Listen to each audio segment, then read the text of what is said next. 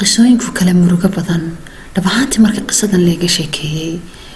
qalbigayga ayay ruuxday indhahaygana ilin kulul ayaa ka soo daadatay qisadan aad aragtaan ama inanta sawirkeed halka ka aragtaan waxaan ka soo dhigtay qiso dhab oo ku dhacday in Soomaaliyeed kadib marka ay weyda jacaylkeedii waxay go'aan ku gaadhay inay xididka wareedka ay iska jarto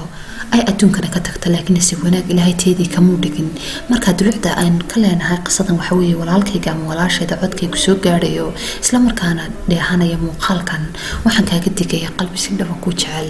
in aad ku ciyaartid ama aad ku kaftantid waxaan loo yaqaan jacaylka ku qoys qaado inantan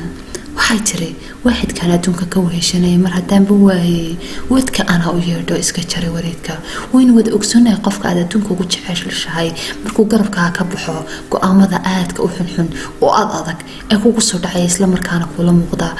xalkii noloshaada qisadan oo kale hadad maqashay ama ay ku soo martayba commentiga hoose waad nagu wadaagi kartaa fikirkaaga sidoo kalena gambaleelka furo si aad nala socotid mar walba like subscribe tuna waa xagaaga